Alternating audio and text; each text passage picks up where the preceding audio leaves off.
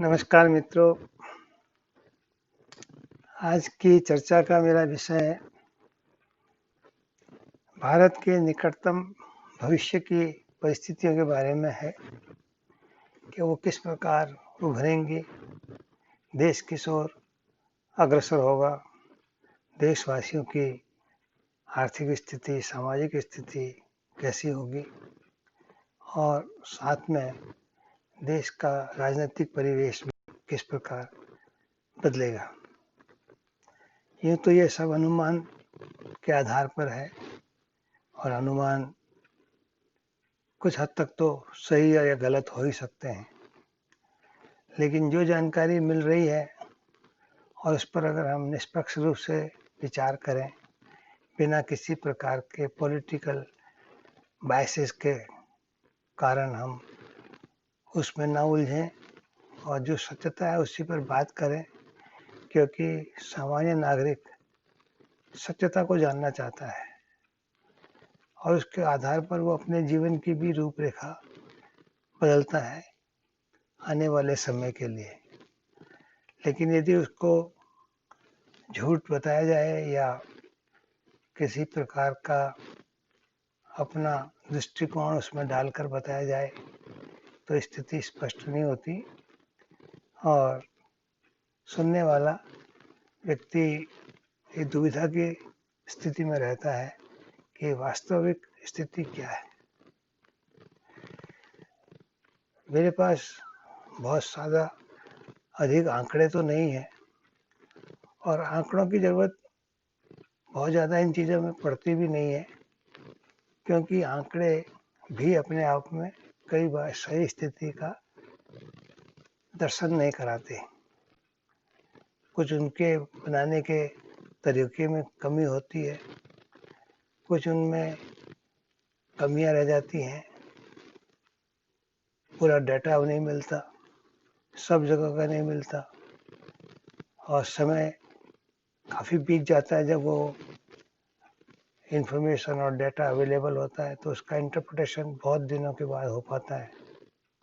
लेकिन जो ground level पर स्थिति है वो तो साफ साफ नज़र आती है, हर एक को आती है, मुझे भी आती है, आपको भी आती है, तीसरे और किसी और को भी आती है, क्योंकि हम समाज में ही विचरते हैं। तो क्या हो रहा है आसपास, कैसा हो रहा है, ये सब हमें जानकारी रहती है। वो एक किस्म से पल्स है सोसाइटी की, सोसाइटी के साथ साथ इकोनॉमिक कंडीशंस की, पॉलिटिकल कंडीशंस की। तो पहले हम सबसे पहले पॉलिटिकल कंडीशन से ही शुरुआत करते हैं, क्योंकि डेमोक्रेटिक कंट्रीज़ के अंदर ये होना काफ़ी संभव है कि जो भी सरकार कार्य कर रही है उसका विपक्ष वाले विरोध करें। विरोध करना भी चाहिए ताकि जो सरकार काबिज है वो अपने कार्य में लगातार दक्षता लाए, इम्प्रूवमेंट लाए और ऐसा ना हो कि वो चुपचाप बैठ जाए। और इतने बड़े देश में घटनाएं तो घटती रहती हैं, उनका समय पर संज्ञान लेना ज़रूरी है, उन पर बहुत सख्त कार्रवाई करना ज़रूरी है ताकि व्यवस्था फिर पटरी पर आ सके। लेकिन इस व्यवस्था का कई बार दुरुपयोग होता है, जो दुर्भाग्यपूर्ण है, क्योंकि पॉलिटिकल पार्टी सभी जो है वो एक ही देश को बिलोंग करती हैं, उनसे संबंध रखती है। तो देश पहला है, पॉलिटिकल पार्टी फिर बाद में आती है। तो इनकी आपस की घृणा, आपस की आलोचना इस हद तक ना पहुंच जाए कि ये देश का हित ही भूल जाए। और दुर्भाग्य से ऐसा ही कुछ पिछले 4-5 दशकों में भारत में देखने को मिल रहा है। ये एक अच्छी डेमोक्रेटिक प्रणाली के अंदर काम करती है, लेकिन इसका दुरुपयोग भी उसी हद तक हुआ है और इसका खास कारण राजनीतिक पार्टियां जो क्षेत्रीय दल के रूप में उभर कर आई हैं वो इसका विशेष कारण है, क्योंकि वो बहुत छोटी पार्टियां थी उनके सामने बहुत बड़े देश की एक संरचना का कोई कार्यक्रम नहीं था, तो वो जो उनको सूट करता था, जो उनके हिसाब से ठीक होता था, ठीक भी सही और गलत के आधार पर नहीं, बल्कि उनके जो वोटर्स हैं उनको जो अच्छा लगता था, जिसको हम पॉपुलर मेजर्स के रूप में कहते थे। और वो पॉपुलर मेजर्स सिर्फ इकोनॉमिक नहीं थे या सोशल नहीं थे, बल्कि पॉलिटिकल भी बन गए थे। तो उसके कारण धीरे धीरे लोकसभा और राज्यसभा की कार्रवाइयों में विघ्न पैदा होने लगे और उसका जो स्तर है धीरे धीरे घटता गया। और आज जो सत्ता पार्टी है वो भले ही बहुत बड़े मैंडेट के साथ दोबारा सत्ता में आई हो, लेकिन जो विपक्षी पार्टी हैं उनके पास कोई खास एजेंडा नहीं है, क्योंकि वो सत्ता से निकाले इसलिए गए थे कि उन्होंने बहुत कुछ खराबियां समाज में और अर्थव्यवस्था में पैदा की थी, जिससे हम सब लोग जानकार हैं। इसको बदलने की जो प्रणाली थी वो बहुत कष्टदायक थी, क्योंकि पिछले 60-70 वर्षों की जो कमियां लगातार इकट्ठा होती गई, उनको एक साथ निकालना, और वो भी एक नई गवर्नमेंट के द्वारा जिनको बहुत ज़्यादा अनुभव नहीं था, ये कठिन कार्य था। लेकिन फिर भी ये कार्य हमें भाग्य से एक ऐसे प्रधानमंत्री मिले जिनके नेतृत्व में ईमानदारी और समर्पण के भाव से कार्य किया गया। तो बहुत सारी समस्याओं को एक साथ उठाया गया, उन पर काम किया गया और अभी भी किया जा रहा है। लेकिन अपोजिशन की तरफ से कोई सहयोग नहीं मिला। न केवल सहयोग नहीं मिला, बल्कि बाधाएं पैदा की गई जानबूझकर, झूठ को सहारा बनाकर। तो इस कारण मैं इसको यहीं समाप्त करना चाहूँगा, ये कहते हुए कि आगे कभी जो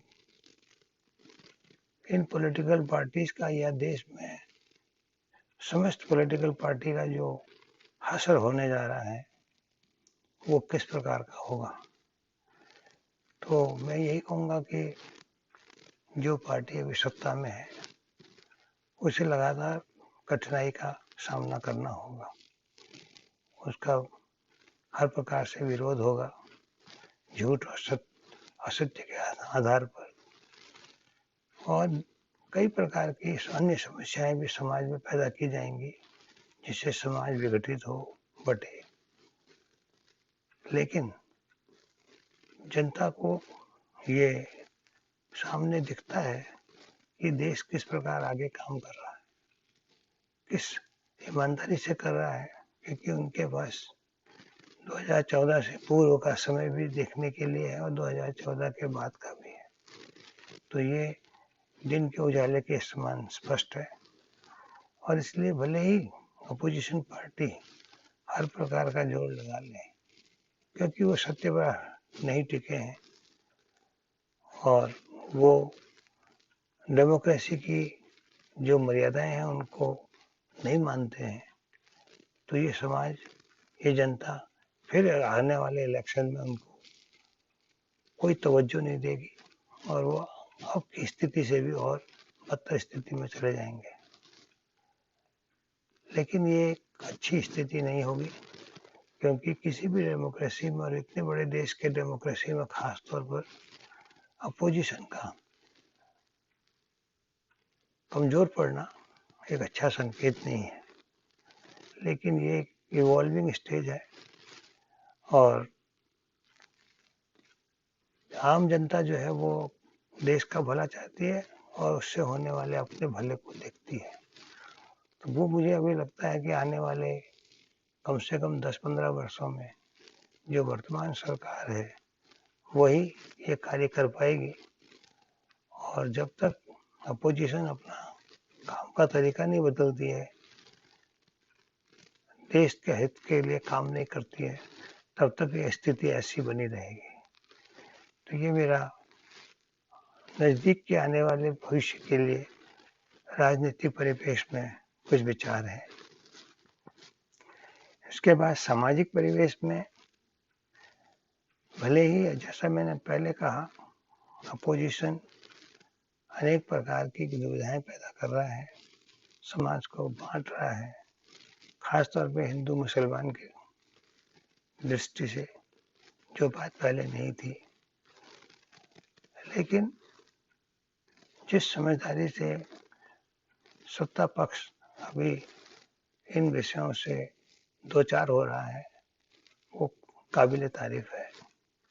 और सीए के मुद्दे पे या ट्रिपल तलाक के मुद्दे पे या 370 अनुच्छेद जो संविधान का था उससे संबंध में जो भी सरकार ने कार्रवाइयाँ की, उनका भले ही अपोजिशन ने पुरजोर विरोध किया, और न विरोध किया बल्कि एक असत्य का वातावरण पैदा किया, अलगाव का वातावरण पैदा किया, झूठ फैलाने का वातावरण पैदा किया। इसके कारण थोड़ी छोटी-छोटी घटनाएं सामाजिक दृष्टि से अवांछनीय रही, लेकिन अंतर्गत उन पर कंट्रोल पा लिया गया और अब सरकार अधिक जागरूक है, सक्षम है और वो इन घटनाओं की पुनरावृत्ति नहीं होने देगी, ऐसा मेरा विचार है।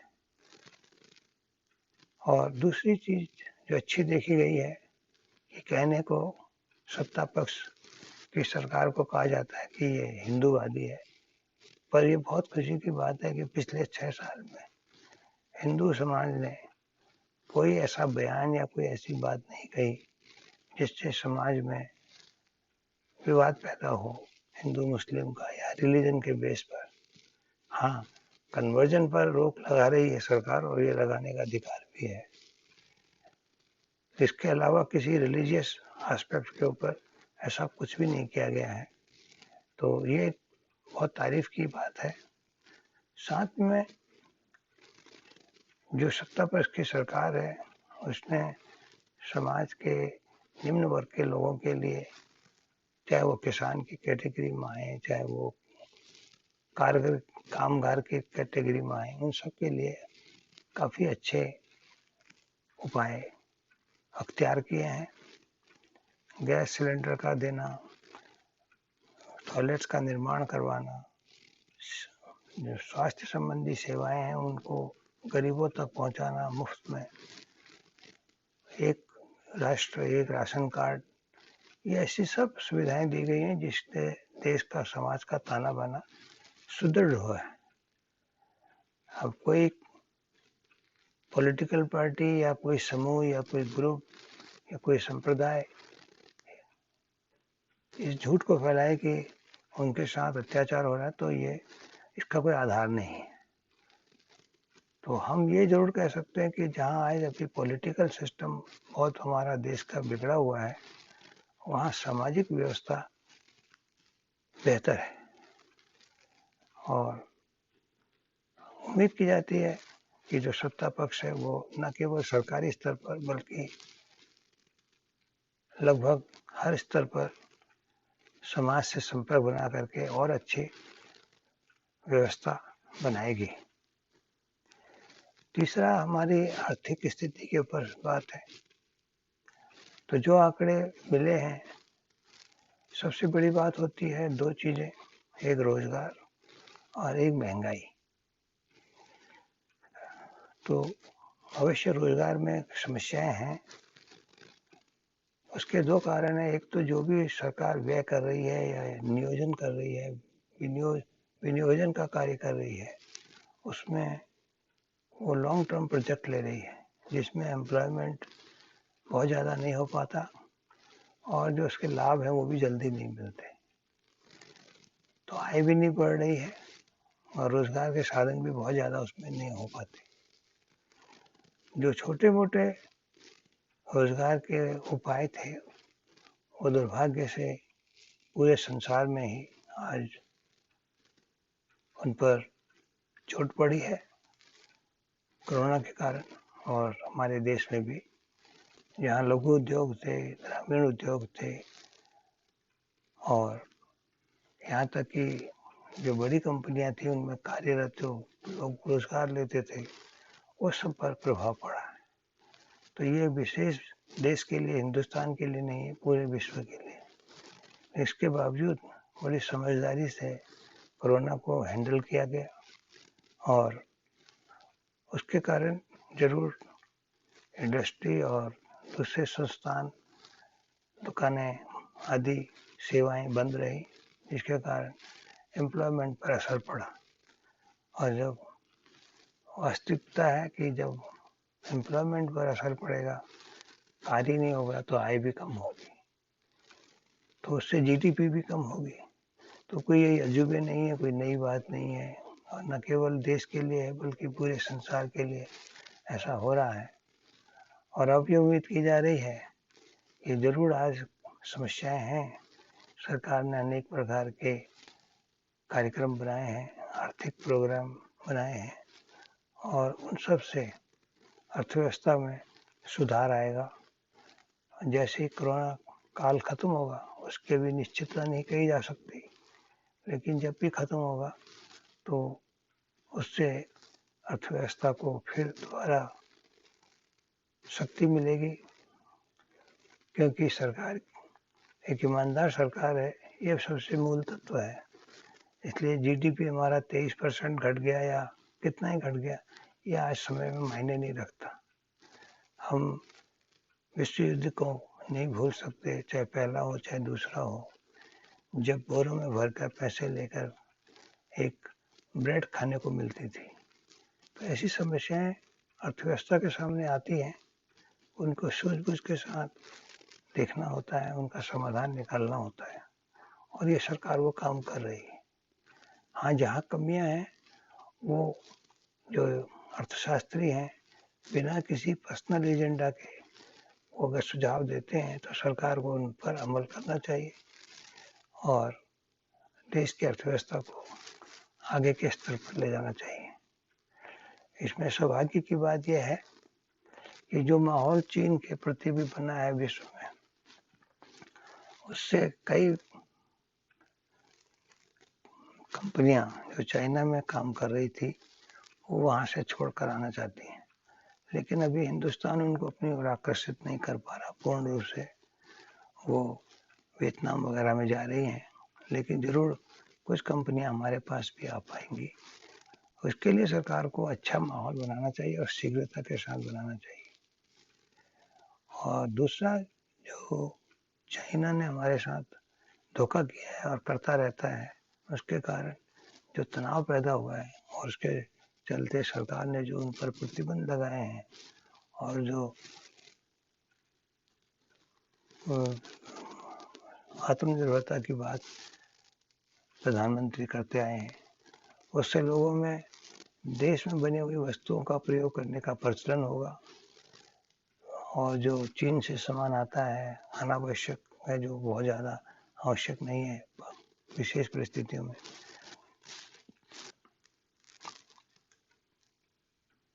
वो भी हमारी अर्थव्यवस्था को सुधार की ओर ले जाएगा। तो मैं ये महसूस करता हूँ कि इन तीनों विषयों पर जो काम आज सरकार कर रही है भारत में, वो हर दृष्टि से संतोषजनक लगता है।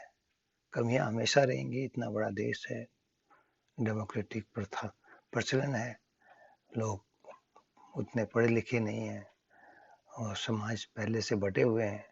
इन सबको इकट्ठा करना एक बहुत बड़ी चुनौती है और सरकार उस काम को कर रही है। जनता को इसमें सरकार का सहयोग देना चाहिए, क्योंकि उन्होंने ही उसको चुना है। और अब ये जो अपोजिशन के द्वारा झूठ फैलाया जाए या सांप्रदायिक दंगे कराए जाएं या इस प्रकार का वातावरण बनाया जाए जो देश के हित में ना हो, इससे नागरिक लोगों को बचने की आवश्यकता है और देश का हर कार्य प्रकार के कार्य में सहयोग देने का कर्तव्य बनता है। धन्यवाद।